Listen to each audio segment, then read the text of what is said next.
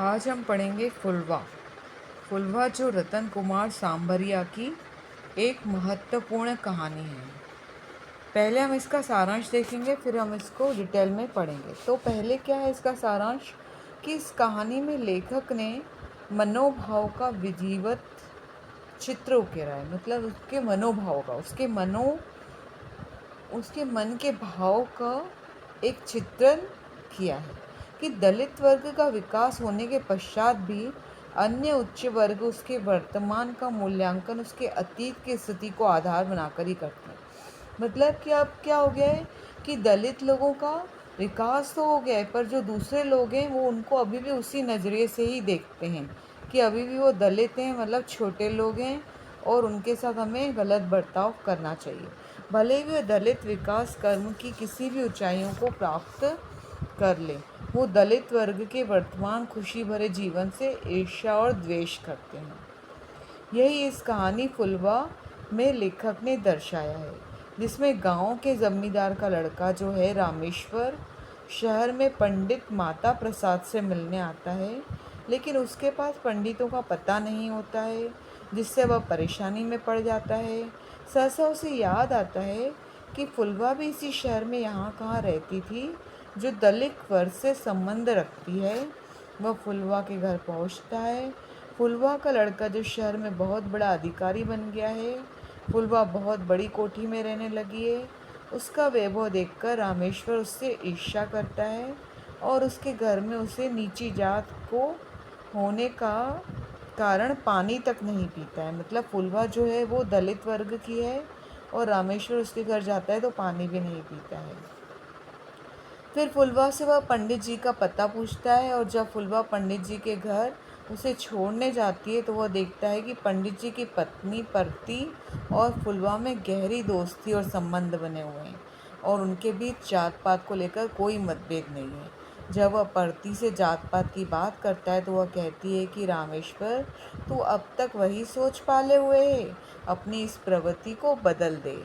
तो आपने क्या देखा, यहाँ पे हम दलित वर्ग की कहानी के बारे में बता रहे हैं कि दलित की स्थिति जो पहले थी, लोग अभी भी सोच रहे हैं कि दलित वर्ग वैसे ही है, और अछूत बनाकर उनको उनके घर का पानी नहीं पीना और उनको नीचा देखना, ये बताया है। तो अब स्टार्ट करते हैं हम फुलवा। तो हेलो फ्रेंड्स, मैं सान्या आपका स्वागत करती हूँ। और इसी तरह हमने दूसरे भी लेसन्स को अपलोड किया है, दूसरी क्लासेस को। तो अगर आप इंटरेस्टेड हो तो देख सकते हैं दूसरी क्लासेस भी। बीकॉम और पीयूसी सेकेंड की भी क्लासेस हमने अपलोड की है। तो हम आगे देखते हैं फुलवा की कहानी। तो फुलवा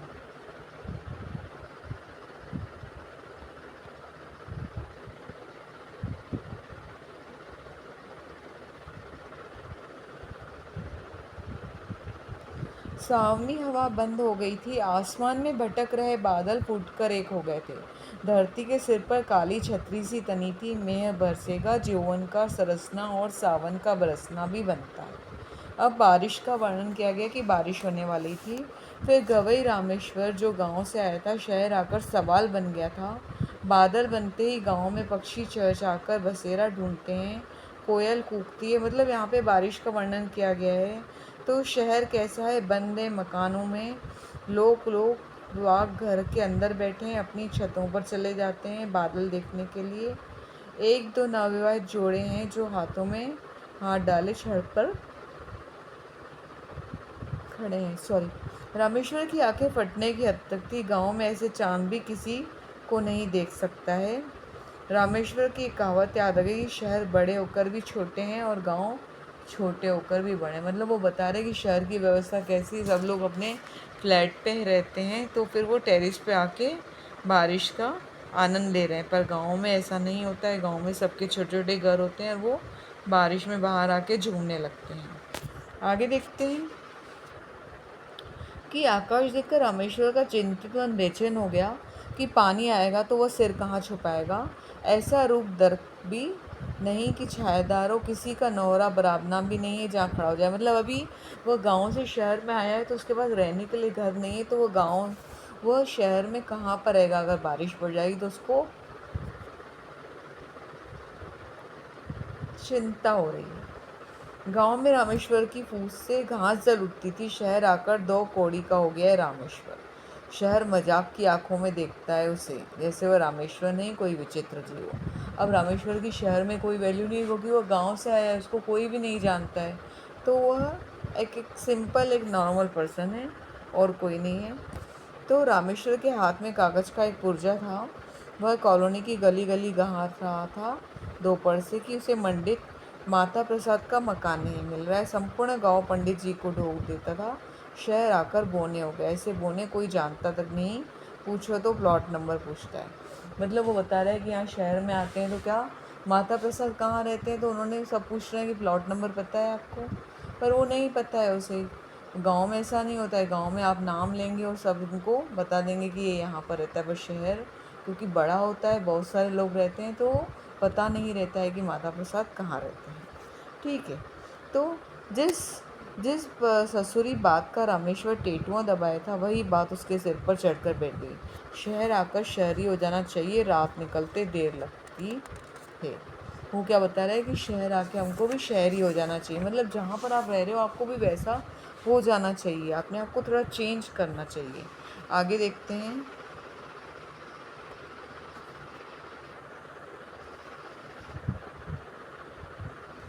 फुलवा भी इसी कॉलोनी में रहती थी। उसके लड़के का पूरा पता है रामेश्वर की जेब में। उसने जेब से दोबारा पुर्जा निकाल लिया। एक युवक गेट के सामने अपना स्कूटर खड़ा कर रहा था। रामेश्वर 2 कदम आगे बढ़ा। कागज पढ़कर युवक ने रामेश्वर को सिर से पैर तक ताका। शख्सियत के नाम पर 42 43 के दरमियान होती, मतलब 42 और 43 ईयर्स का था वो रामेश्वर। मध्यम काटी का था, गेहुए रंग का था और श्वेत श्याम दाढ़ी और मूछें थी। कानों में सोने की भारी भारी मुर्कियाँ थी। सिर पर छोटे का गुंडियार साफा था। साफे का छोर उसकी कमर के पृष्ठभाग को स्पर्श कर। रामेश्वर को चिंता और परेशानी में डूबा देखकर युवक ने उससे पूछा, राधा मोहन साहब के घर जाना है तुम्हें? अब उसका हुलिया देखकर क्या बोला उन्होंने, उस व्यक्ति ने, कि क्या तुमको राधा मोहन साहब के घर जाना है तुम्हें? जी बाबू साहब। रामेश्वर के स्वर में चिंता, उदासी और अजीज़ी थी। उसने बगल में दबाए अपने बैग को हाथ में ले लिया। अब उसके बगल में कोई बैग था, उसको उन्होंने हाथ में ले लिया। कुछ लगते हो उनके? लगता तो नहीं हूँ, गांव का हूँ उनके, रामेश्वर ने पहले कण से उत्तर दिया। अब वो पूछ रहा है कि कुछ लगते हो क्या उनके? अब आगे देखते हैं कि युवक स्कूटर स्टार्ट करते हुए बोला, वे चौथी गली में रहते हैं, बादल आ जाएंगे, स्कूटर बैठिएगा, मैं छोड़ आता हूँ तुम्हें। रामेश्वर का सिर भिन्ना उठा। पंडित जी की को कोई नहीं जानता, फुलवा के छोरे को पोर पोर जानता है। अब उन्होंने क्या कहा, रामेश्वर को गुस्सा आ रहा था कि फुलवा को तो सब कोई जानते हैं, पर उसको माता प्रसाद को कोई भी नहीं जानता है। स्कूटर वाला उसे एक कंगूदेदार आलीशान कोठी के सामने छोड़कर चला गया। रामेश्वर को आश्चर्य ने और झंझोड़ा रामेश्वर को कि ये क्या, ये किसकी कोठी है? फुलवा की कोठी है ये। उसके हौले हौले गेट बजाया। बाहर बरामदे में बैठी एक बुढ़िया वहाँ आ गई। मोटाई देह थी, गोरे चेहरे पर बड़ी झुर्रियाँ थी और उसकी आंखों पर चश्मा था। वह धुली हुई धवल साड़ी पहने थी। उसके साड़ी को सिर पर लेते हुए गेट खोला। फुलवा थी वह। न रामेश्वर फुलवा को पहचान पाया, न फुलवा रामेश्वर को पहचान पाई। दोनों एक दूसरे को अजनबीपन मतलब टुकुर टुकुर देखते रहे। फुलवा ने नाक के सिरे तक चश्मा लाकर देखा, लेकिन उसकी समझ में नहीं आया। रामेश्वर ने आंखें सिकोड़ी। फुलवा? कौन, रामेश्वर? हाँ भाभी। फुलवा ने माथे पर थपक मारी। हाय राम, गाँव से आई तो मुटियार थे, बूढ़ा बूढ़ा गए हो 15 साल में, अंदर आइए ना। फुलवा फूली नहीं समा रही थी। उसके घर के गांव के जमींदार के कुंवर आए हैं। कौन है गांव के जमींदार? कौन है गांव के जमींदार? तो गांव के जमींदार हैं रामेश्वर। ठीक है, आगे देखते हैं कि वह दुर्दिन था। फुलवा का पति जमींदार में एक बिगड़ेल बैल को सीधा कर रहा था। नकेल ढीली पाती उसे गुस्सैल बैल ने उसके पेट पर सिंग डाल दिए। वह तड़पा फड़फड़ाया। फुलवा की मांग पूछ गई थी। फुलवा का बेटा राधा मोहन 10 एक साल का था तब। टहल टहलू वही फुलवा को उत्तराधिकारी में मिल गई, जिससे साहूकार को साहूकारी मिल जाती है, जमींदार को जमींदारी। दो पेट थे। वह जमींदार के घर घास छीलती थी, पानी भरती थी और पशुओं को चारा भरती थी। मतलब अब फुलवा के बारे में बता रहे हैं कि फुलवा जब गांव में रहती थी तो वो जमींदार के घर ही घास झीलती थी, पानी भरती थी और पशुओं को चारा देती थी। और उसका समय बेटा कितने साल का था? 10 साल का। तो बाहर बैठ की कुर्सियां और टेबलें पड़ी थी। फुलवा बैठ की कुर्सी और बैठ गई और उसने दूसरी कुर्सी की ओर इशारा किया, बैठिए ना रामेश्वर जी। रामेश्वर कुर्सी पर बैठ गया। सफ़ेद रंग के छबीरल से दो कुत्ते अंदर से आए। उन्होंने रामेश्वर को सूंघा और उसके मुंह की ओर देखकर सूसू करने लगे। उसने पाँव ऊपर ले लिए और डर से गठरी हो गया। फुलवा ने कुत्तों को डपटा सॉरी। पप्पी मीनू, अंदर जाओ, ये तो रामेश्वर जी हैं, गांव के जमींदार हैं, मेहमान हैं अपने। दोनों कुत्ते किसी समझदार बच्चे की भांति वहां से चले गए। फिर रामेश्वर को बहम भ्रम यथार्थ में तब्दील हो गया। फुलवा किराएदार नहीं, मालकिन है कोठी की। जात्याभिमानी रामेश्वर डाह से सुलगने लगा था। मतलब जो एक जमींदार था, उसे बहुत ही तेज गुस्सा आ रहा था, जल रहा था कि ये फुलवा यहाँ की मालकिन है। आगे देखेंगे। आपको समझ में तो आ ही रहा होगा लेसन। अगर आपको कुछ समझ में नहीं आ रहा है तो आप कमेंट में पूछ सकते हैं, आपकी जो भी प्रॉब्लम हो। फुलवा रामेश्वर की ओर देखकर उठ खड़ी हुई। उसके सामने के कमरे का जालीदार किवाड़ खोला। रामेश्वर को अंदर ले गई। कोठी में 10-12 कमरे थे। दीवारों पर डिस्टेम्पर था, संगमरमर बिछा था। फर्श देखकर रामेश्वर की आंखें चौधिया गई थी। मतलब सरप्राइज हो गया था वो कि इतने बड़े घर की वो मालकिन बन गई है। उसकी घरवाली काशी की थाली भी साफ नहीं करती है ऐसी तो। फुलवा के परिवार में 5 सदस्य हैं। फुलवा, उसका बेटा राधा मोहन, बहू रानी, एक पोता और एक पोती। तो फुलवा के घर में कौन कौन है? उसका बेटा है राधा मोहन, बहू रानी है, एक पोता है और एक पोती है। 5 मेंबर हैं। ठीक है। फुलवा की खुशी के डेने फैले थे, हवा में तिरने लगी थी। वह कोठी की एक एक चीज़ रामेश्वर को दिखाएगी। ऐसी चीज़ें गांव के जमींदार और बनिया बामुनों के घर में भी शायद ही हो। वह रामेश्वर को लॉन्च में ले गई। वहाँ डाइनिंग सेट पड़ा था। सफ़ेद सनमाइका की टेबल पर रामेश्वर ने झुककर देखा। टेबल के भीतर भी रामेश्वर था, जैसा कांच में होता है। फुलवा का सुनहरी फ्रेम वाला चश्मा लूज था, वह नाक तक सरक आता था। चश्मा ठीक करके फुलवा ने उसे बताया, रामेश्वर जी, शाम को हम सब यहीं बैठकर भोजन करते हैं, मेहमान भी यहीं भोजन करते हैं। आज रात तुम भी यहीं बैठकर भोजन करोगे। रामेश्वर को सुई सी चुभी। उसके यहाँ तो मेहमानों के लिए चिटाई बिछती है। फुलवा के मन में ऐसा उत्साह था जो ज्वार की तरह बढ़ भी रहा था। और मतलब अब वो फुलवा बता रही कि हमारे यहाँ इस टेबल पे बैठ के हम डिनर करते हैं, तो आपको भी शाम को यहीं बैठकर डिनर करना है। आगे देखते हैं।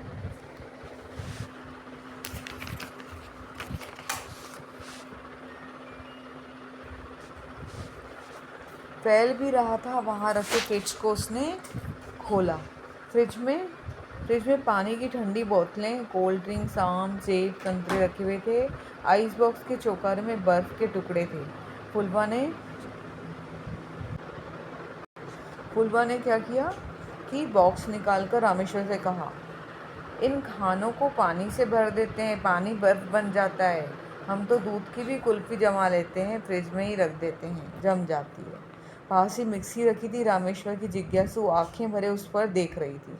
फुलवा ने उसे बताया कि यह मिक्सी है रामेश्वर जी, इसमें आम, संतरा, अंगूर, गाजर, टमाटर का जूस निकालते हैं।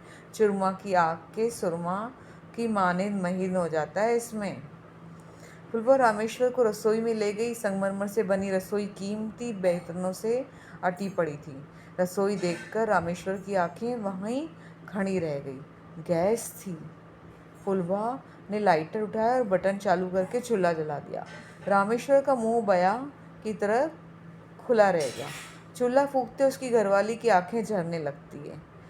फुलवा का चूल्हा पलक झपकते ही धधक उठा। फुलवा ने गैस बंद कर दी और वहाँ नल लगा हुआ था। उसने नल खोला तो गलगल पानी कूदने लगा। फुलवा ने उसे बताया 24 घंटे पानी आता है हमारे नल में।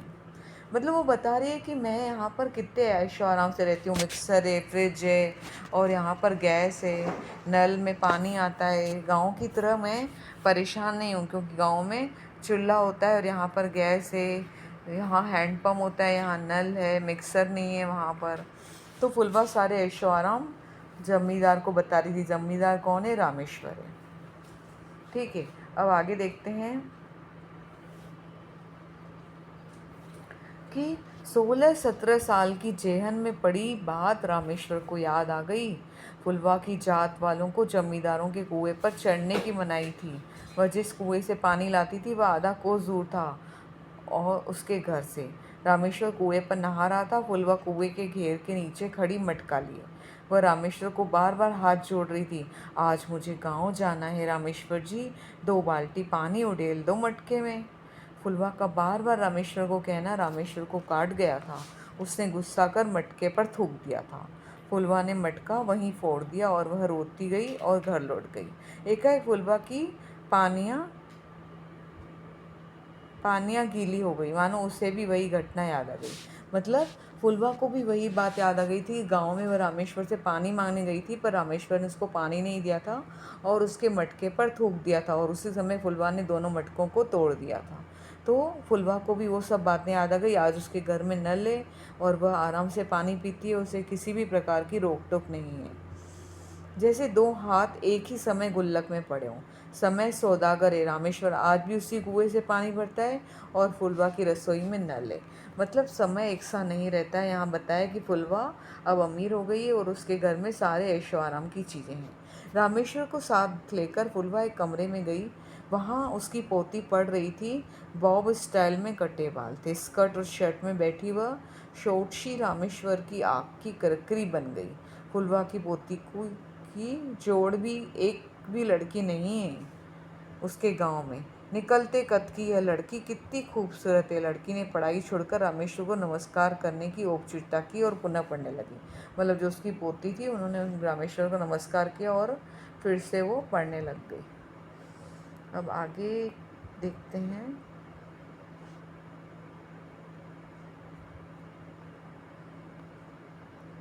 कि वह क्रोधित हुआ उसे देखकर। फुलवा की पोती खड़ी नहीं हुई। उसने क्या कहा कि फुलवा की पोती खड़ी नहीं। अब गांव में नमस्कार कैसे करते हैं? खड़े रह के करते हैं या फिर पाँव छूते हैं। दूसरे कमरे में फुलवा का पोता अध्ययन कर रहा था। उसकी अपनी दादी माँ के साथ आया देखकर उसने रामेश्वर का नमस्कार किया और अपने काम में जुट गया। मतलब उसने भी एक सलीके से नमस्कार किया। गाँव में पाँव छूते ना, पर इन्होंने इसके पोते और पोती ने नमस्कार ही किया बस। फुलवा रामेश्वर को अब अपने कमरे में ले गई। अब उसके उस बड़े कमरे में 2 पंखे लगे थे, कूलर था, 2 पलंग पड़े थे। कूलर ऑन करके वो रामेश्वर से बोली, मैं तो कभी कभार ही चलाती हूँ इसे, शरीर चिपचिपा हो जाता है। कूलर बंद कर दिया था फुलवा ने। फुलवा की बात सुनकर रामेश्वर को क्रोध से उबल पड़ा। इसका मुँह नोच लूँ, कैसे चोचले चुमला रही है फुलवा की बच्ची। खेत में तो खड़े होकर खूड़ों में लेटकर नींद निकाल लेती थी, आज कूलर से शरीर चिपचिपाता है। फुलवा ने जब रामेश्वर को ठेला तो वह चौंक पड़ा। वह उसे मेहमानों वाले कमरे में ले गई। कमरे की भव्यता देखकर रामेश्वर का रोम रोम सुलग गया। वह कमरा क्या था? बड़ा बड़ा सा एक हॉल था। उसे 2 डबल बेड थे, मोहक बिस्तर लगे थे, उंगली लगे थे, मेरे थे। एक एक कलर टीवी रखा, स्टडी टेबल था, 2-3 कुर्सियाँ थी और अंदर ही बाथरूम था। फुलवा बोली, रामेश्वर जी रात को तुम यहीं सोओगे? यह कलर टीवी है, तुम्हें भाई तो चला लेना। मतलब वह बता रही है कि देखो कलर टीवी है यहाँ पर और स्टडी टेबल है, कुर्सियाँ रखी हुई है, ये हमारा मेहमानों का रूम है।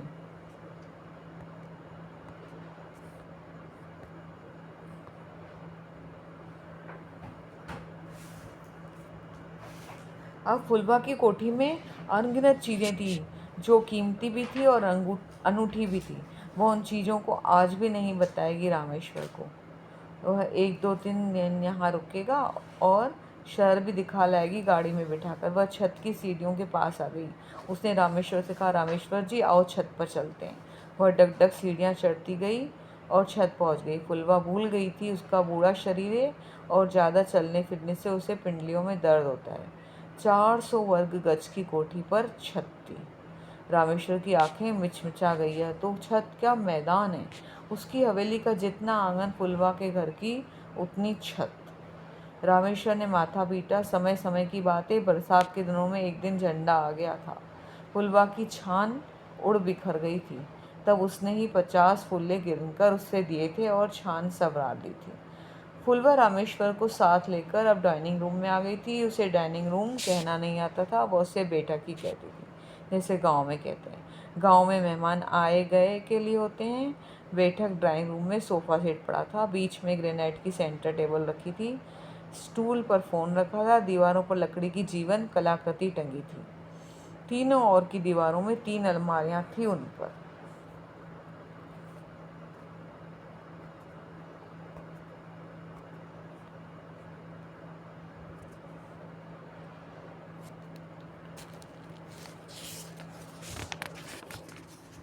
कांच के फ्रेम जुड़े थे। उन्हें भांति भांति आकर्षक मूर्तियां रखी थी। आमने सामने पेंटिंग के बोर्ड लगे थे। फर्श पर कीमती मखमली कालीन बिछा था। फुलवा बोली, रामेश्वर जी अपनी बैठक है। उसने सोफे की ओर संकेत करके उसमें कहा, बैठिए रामेश्वर जी। रामेश्वर जो सोफे पर बैठा तो 6 इंच नीचे धंस गया। दुखों से झुलसी फुलवा के बदन पर फफोले पड़ गए थे। आज वह इतनी बड़ी कोठी में सुखों में भीगी बैठी थी। उसे अति स्मरण आया। फुलवा के कच्चे घर की छान पर फूस नहीं होती थी। सूरज सारा दिन उसके घर पर रहता था। बरसात बरसात बाहर भी होती थी पर घर में भी होती थी। पानी निकलते उसके हाथ टूटने लगते थे। बेनई जाड़ा दिन रात घर में घुसा रहता था। फुल्ला ने चश्मा सरकाकर डाइनिंग रूम को निहारा। आदमी बोर उसकी आंखों में उतर आया था। उसने उंगलियों से आंखें पूछकर रामेश्वर से पूछा, रामेश्वर जी कितने बच्चे हैं तुम्हारे। रामेश्वर ने बताया, 3 लड़कियां और 2 लड़के हैं। अब तो बड़े लड़के को भी लड़का हो गया है। फुलवा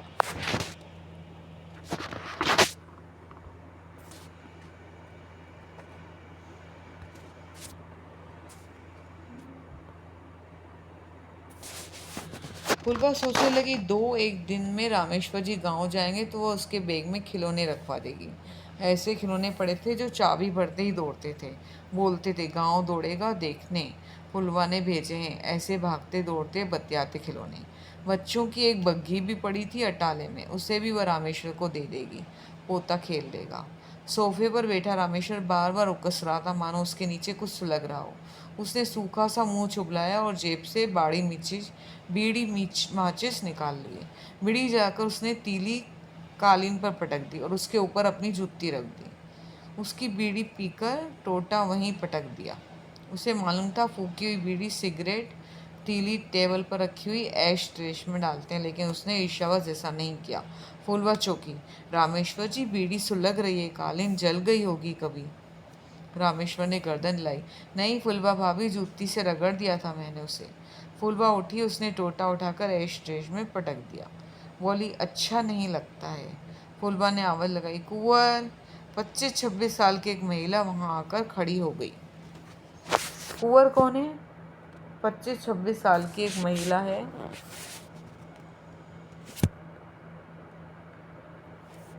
बदन सूता हुआ है, रंग सांवला है, चेहरे पर चेचक के दाग हैं, लेकिन बहते पानी की तरफ साफ था। उसकी लाल साड़ी पर हरी बूंदें थी। वह साड़ी का पल्लू माथे पर सरका कर फुलवा की ओर देखने लगी। फुलवा ने उससे कहा, कुंवर 2 बढ़िया कॉफ़ी बनाना, बर्फ़ी नमकीन और गोंद के लड्डू भी संग ले आना। कुंवर लौट गई। कुंवर मतलब कह सकते हैं कि उसकी बहू कह सकते हैं। तो रामेश्वर ने साफा खटकाया, जरूर आया तो कई दिनों से धुले उसके सिर पर रूखी उड़ने लगी। उसने पुनः साफा रख दिया। वह गंभीर होता गया। फुलवा चालाक निकली। इससे इतने से ही पापड़ बेल लिए, लेकिन राधा मोहन के हाथ से किताबें नहीं छूटने दी, वरना उसकी हथेली तले हमारा हल होता आज। फुलवा ने चांगा उठाया और नंबर घुमाकर बोली, हेलो। कौन? राधा मोहन? हाँ माँ बेटे, रामेश्वर जी आए हैं, जल्दी आ जाना घर पर। फुलवा ने फ़ोन रख दिया। रामेश्वर जी की तैयारी चिढ़ गई। बावली सी फुलवा में इतना सियानापन आ गया कि फ़ोन भी कर लेती है। कुंवर पानी के 2 गिलास पहले रख गई। वह कॉफ़ी, नमकीन और गोंद लड्डू ले आई। खड़ी रहकर उसे फुलवा के अन्य किसी आदेश का इंतजार था और लौट गई। कुंवर की ओर देखकर रामेश्वर फुलवा से मुखाबित हुआ। बहू है तेरी? फुलवा ने बताया, नहीं रामेश्वर जी, बहू नहीं है, नौकरानी है। अब कुंवर कौन है? नौकरानी है ना। कुंवर कौन है? नौकरानी। और राधा मोहन कौन है? उसका बेटा। एक पोता एक पोती।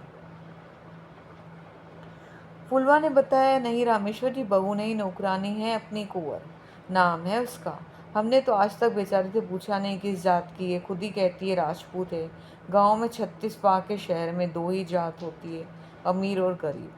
एक दिन कुंवर आंखों में आंसू भरे गेट के सामने खड़ी सुबक रही थी। जब मैं वहां गई तो वह मेरे पाँव में गिर पड़ी। सिसकियाँ और सुबकियाँ रुक नहीं पाई और बोली, अम्मा जी दुखिया हूँ, भीख नहीं मांगूंगी, नौकरानी रख लो मुझे। फुलवा ने आंखों में चश्मा उतारकर हाथ में ले लिया। कहने लगी, रामेश्वर जी, दया आ गई मुझे और मैंने उसे रख लिया। 5-6 साल का एक लड़का भी है उसके साथ।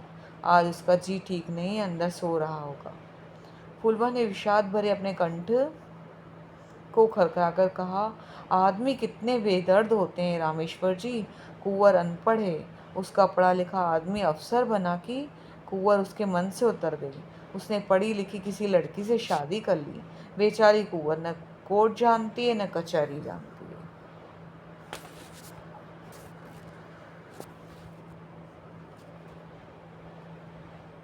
तो आपको ये लेसन कैसा लगा? जो फुलवा लेसन है, आगे इसका हम सेकंड पार्ट भी बनाएंगे। अगर आपको यह अच्छा लगा तो please share, subscribe and comment. Thank you very much.